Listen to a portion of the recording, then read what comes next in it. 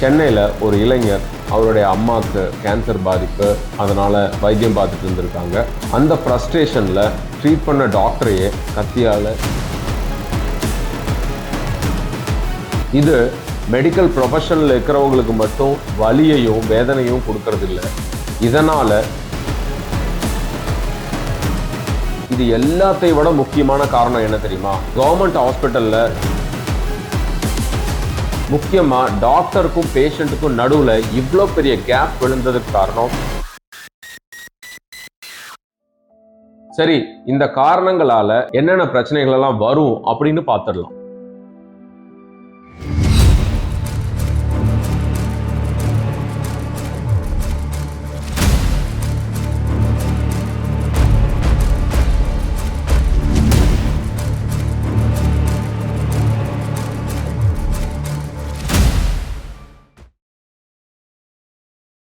இப்படி ஒரு violence against doctors நடந்து அந்த இன்ஃபர்மேஷன் எல்லாருக்கும் போற சமயத்துல முதல் ரெஸ்பான்ஸ் டாக்டர்ஸ் கிட்ட இருந்து என்ன வரும் அப்படின்னா, ஒரு psychological pain, shock and emotional train. இதுதான் நடக்கும். என்னடா இது, இவ்வளோ கஷ்டப்பட்டு ஒர்க் பண்றோம், கடைசியில எங்களுக்கு பரிசா இதுதான் கிடைக்குமா அப்படின்ற இடத்துக்கு ஹெல்த் கேர் ப்ரொஃபஷனல்ஸை இந்த விஷயங்கள், இந்த சம்பவங்கள் தள்ளுது.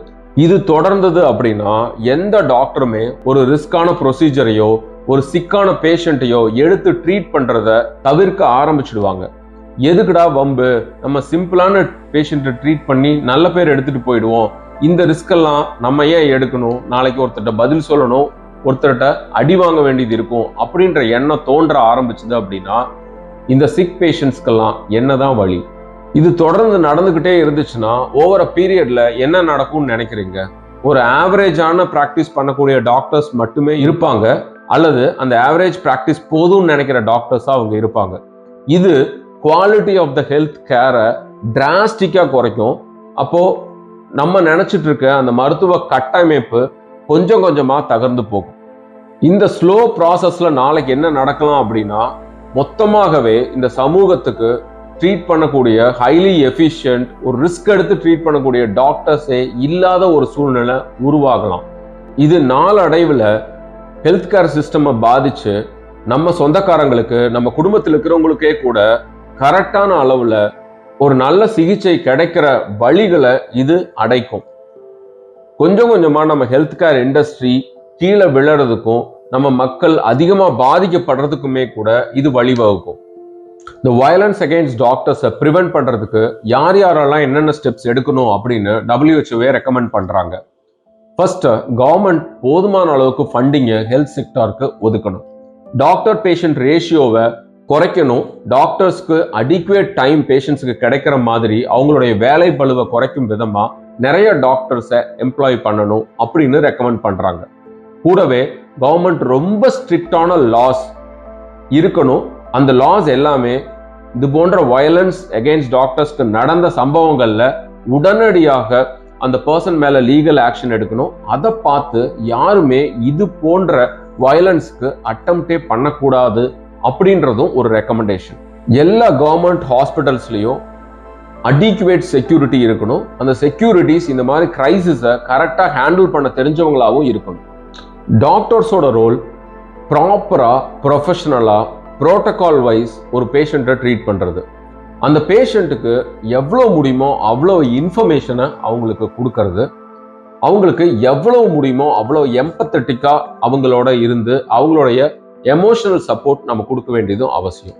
இந்த கம்யூனிகேஷன் ஸ்கில்ஸ் குறைவாக இருக்குது அப்படின்னு நினைக்கிற டாக்டர்ஸ் கண்டிப்பாக அந்த கம்யூனிகேஷன் ஸ்கில்ஸை வளர்த்துக்க வேண்டியது அவசியம்.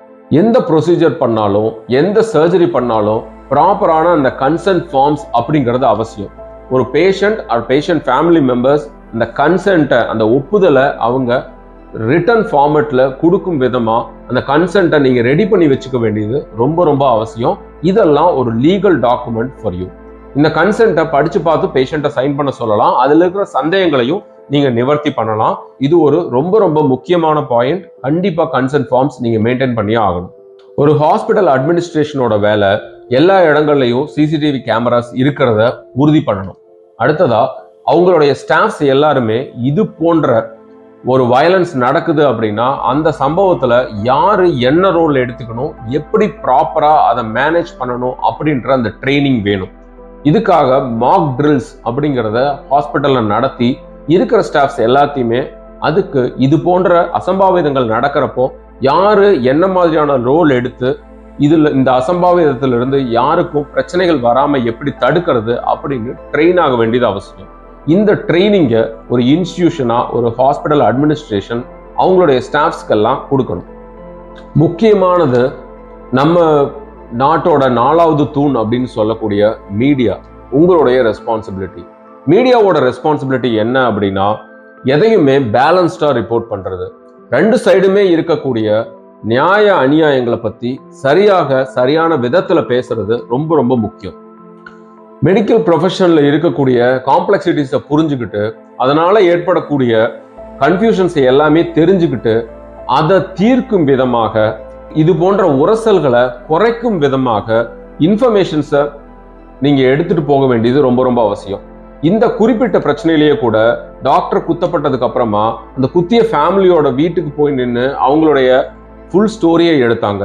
ஆனா யாருமே அந்த டிசீஸ் என்ன, அந்த டிசீஸ் எந்த ஸ்டேஜில் இருந்துச்சு, அந்த டிசீஸ்க்குரிய ட்ரீட்மெண்ட் வாய்ப்புகள் என்ன அப்படின்னு எந்த சேனலுமே நான் பார்த்த வரைக்கும் டீட்டெயில்டா கவர் பண்ணல.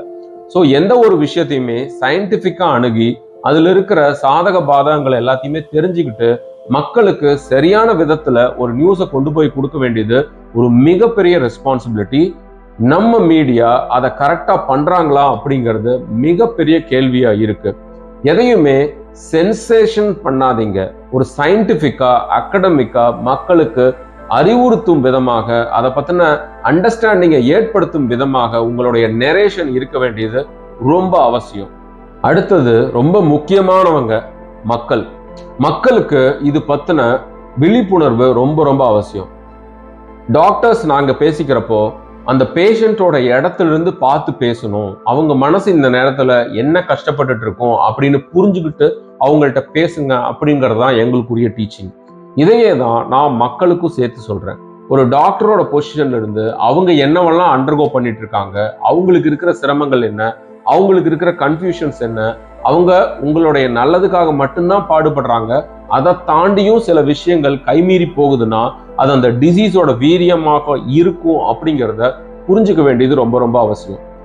மெடிக்கல் ஃபீல்ட்ல எதுவுமே பிளாக் ஆர் ஒயிட் அப்படின்னு இருந்தது கிடையாது. கிரே ஏரியாஸ் அப்படிங்கிறது நிறைய இருக்கு. பல நேரங்கள்ல எதை டீல் பண்ணிட்டு இருக்கோம் அப்படிங்கிற கன்ஃபியூஷன் டாக்டர்ஸ்க்குமே இருக்கும். ஓவர் அ பீரியட் கொஞ்சம் கொஞ்சமா தான் அதை பத்தின தெளிவுகள் எங்களுக்கு கிடைக்கும். இந்த மாதிரி டிஃபிகல்ட்டான ஒரு ஃபீல்ட்ல டிஃபிகல்ட்டா ஒரு பேஷண்ட்டை ஹேண்டில் பண்ணிட்டு இருக்கிறப்போ நீங்களும் கொஞ்சம் டாக்டர்ஸை கொஞ்சம் புரிஞ்சுக்கிட்டு அவங்களுக்குரிய அந்த அவகாசத்தை கொடுத்து அவங்களையும் ஒரு மனிதர் தானே, அவங்களுக்கும் உணர்வுகள் இருக்கும் அப்படிங்கிறத புரிஞ்சுக்கிட்டு நடக்க வேண்டியது ரொம்ப ரொம்ப அவசியம். முக்கியமா ஸ்ட்ரெயிட் ஃபார்வர்ட் பீப்புள் அப்படின்னு வாட்ஸ்அப்ல நிறைய பேர் இருக்காங்க. அவங்க ஸ்ட்ரெயிட் ஃபார்வர்ட்னு என்ன பண்ணுவாங்கன்னா ஸ்ட்ரெயிட்டா வரதை ஃபார்வர்ட் பண்ணிடுவாங்க. So straight forward people please listen. எது கையில வந்தாலும் அடுத்த செகண்ட் ஃபார்வர்ட் பண்ணாதீங்க. அது இந்த சமூகத்துக்கு மிகப்பெரிய தீங்கு விளைவிக்கக்கூடிய மெசேஜாக இருக்கலாம். இன்னைக்கு அந்த டாக்டர் குத்துப்பட்டதுக்கு காரணம் யாரோ ஒருத்தர் எங்கேயோ ஒரு தடவை விதைச்ச விஷ விதையாக கூட இருக்கலாம். அது உங்களுடைய வாட்ஸ்அப் மெசேஜாக கூட இருக்கலாம். ஏதாவது ஒரு இன்ஃபர்மேஷன் எங்கேயாவது யாரோட ஆத்தென்டிகேஷனுமே இல்லாம வருதுன்னா தயவு செஞ்சு அதனுடைய உண்மைத்தன்மை தெரியாம ஷேர் பண்ணாதீங்க. அது நான் இந்த விஷயத்துக்கு சொல்ல எல்லா விஷயத்துக்குமே தான் சொல்றேன். ஏன்னா அதனால ஏற்படக்கூடிய விளைவுகள் கைமீறி போறதாக கூட இருக்கலாம். பர்டிகுலர்லி ரொம்ப சென்சிட்டிவான உயிரோட விளையாடக்கூடிய ஒரு மெடிக்கல் ப்ரொஃபஷன் ரிலேட்டடான விஷயங்களை நீங்க ஷேர் பண்றப்ப ரொம்ப கேர்ஃபுல்லா இருங்க. Violence against doctors and health professionals ஒரு மிகப்பெரிய பிரச்சனையா உருவெடுக்குது அப்படின்னு WHO அண்டர்ஸ்டாண்ட் பண்ணியிருக்காங்க. அது குறித்து அவங்க கவலையும் தெரிவிச்சிருக்காங்க. இந்த விஷயத்துல எல்லாருக்குமே மிகப்பெரிய பொறுப்பு இருக்குங்க. இந்த பொறுப்பை உணர்ந்து செயல்பட்டோம் அப்படின்னா இது போன்ற விஷயங்கள் நாளைக்கு நடக்காம இருக்கிறதுக்கும் நம்ம ஹெல்த் கேர் சிஸ்டம் ஆரோக்கியமா செயல்படுறதுக்கும் கண்டிப்பா உதவும். இந்த இன்ஃபர்மேஷன் உங்களுக்கு யூஸ்ஃபுல்லா இருந்திருக்கும்னு நினைக்கிறேன். இது பப்ளிக் அனைவருக்கும் போய் சேர வேண்டிய விஷயம். கண்டிப்பா ஷேர் பண்ணுங்க. மீண்டும் ஒரு இன்ட்ரெஸ்டிங் வீடியோவோட உங்களை சந்திக்கிறேன் நண்பர்களே. அதுவரை நன்றி, வணக்கம்.